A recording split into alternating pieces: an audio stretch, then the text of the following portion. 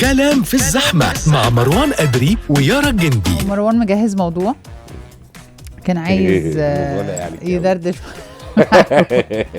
لا عليك قوي الموضوع انت حاسه انا الموضوع ما بعنوان كنتيش كده زي يعني مع السن بقى الحاجات دي بتبان. الموضوع بعنوان كفايه فضول. طبعا احنا كلنا فضوليين شويه. كلمي عن نفسك. بلاش انت والله فضولي جدا.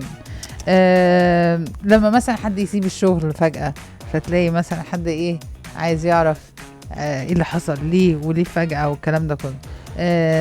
لو حد مثلا اعلن خطوبته بيبقى حد عايز يعرف ده امتى وحصل ازاي واتعرفتوا امتى الكلام ده. لما حد بينقل يروح بيت جديد يشتري عربية جديدة بتبقى عايز تعرف تفاصيل.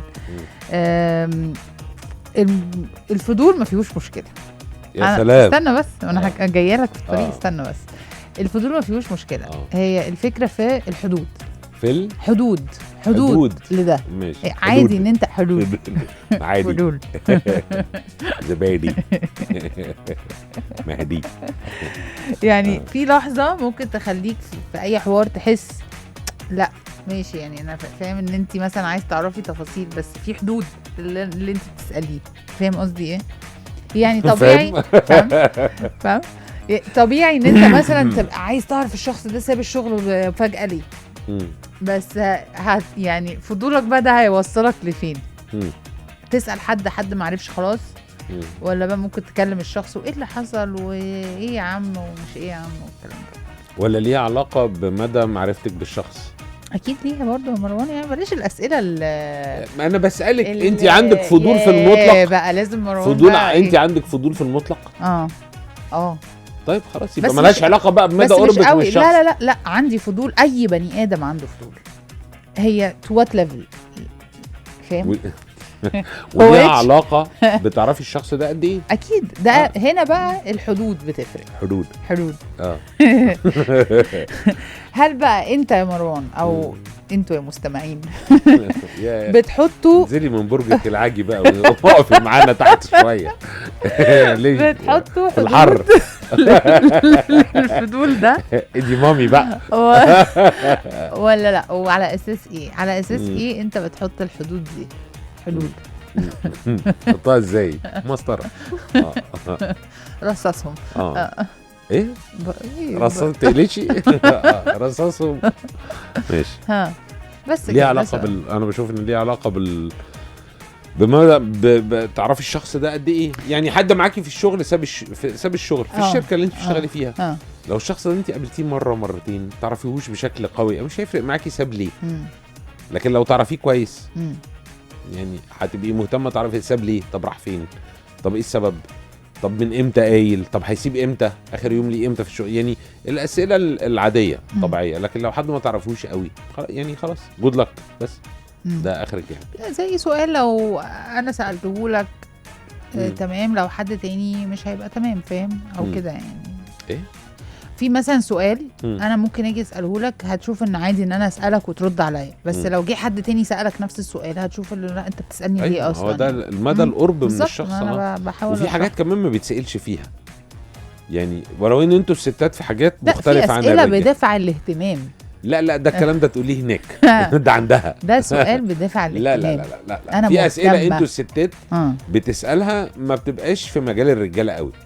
يعني جاب لك شبكه بكام، انتوا الستات ممكن تسالوا بعض ده. الرجاله ما بتسالش. لا ليه؟ مش انت ممكن تسال واحد صاحبك جبت لها شبكه في حدود كام عشان انت هتجيب شبكه؟ لا ما بيحصلش ده خالص. لا ممكن اسال لما اجي اتجوز فهسال في العموم يا جماعه الرنجات كام دلوقتي، بتدفعوا مهر كام دلوقتي، بتجيبوا شبكه في حدود كام دلوقتي. لكن مش هسال واحد انت دفعت كام وانت جبت كام وانت دفعت كام. لا ده احنا بقى بنبقى عارفين انتوا الحاجات دي بتخصصوها. كام ايراد بكام، ايه السي سي والحاجات دي. تريبل سي باين ولا مش فاكر كانوا هم تريبل سي باين 4 سيز باين. في انت مش عارفه غير الكريستال بتاع النجفه فما تتكلميش. ده اخرك يعني ما تجوديش. لا والله انا مش شاطره اصلا يعني. انا دايما الزبرجد كان هو بيحركني الروبي لولو عندي لولو. الله. طيب يا ريت بقى ترد على السؤال، معلش ما اعرفش ليه مكمله كلام معاك اصلا. بتحط حدود لفضول الناس في حياتك على اساس ايه؟ خليكي ذكيه وما تساليش سؤال مباشر. اوكي. وما تساليش ليه فلان ساب الشغل. ممكن تسالي اسئله تانية. لا انا ما بلفش وادور يا سيدي. الله عليك. انا ما الله عليك يا حبيبي على والديك. طول على طول. ايه دي الذكاء ده كله يا ولد. ازاي اعمل حدود؟ قول للي بيسال اسئله حشريه قول له انت مالك، ولا قول له ايه؟ لا هي مش انت مالك. لا ساعات بحس في ناس والله لازم ترد عليها وتقول لها انت مالك. تقدري تعمليها؟ هي صح على فكره. انت مالك دي يعني جمله صحيحه على حسب الشخص. بس هي جمله عامله زي الدبشه. لو هو دبش في اسئلته يبقى ده يديك الحق انك تبقى دبش في ردك. انا بشوف كده. بس في وسائل تانية بنفس الاحساس بس ما تتمسكش عليكي. ايه اللي يتمسك عليك وانت بتقول لحد مالكش دعوه؟ لا الصمت. تبصي له كده وتسكتي. لا تبتسمي. ليه؟ يارا بتاخدي كام؟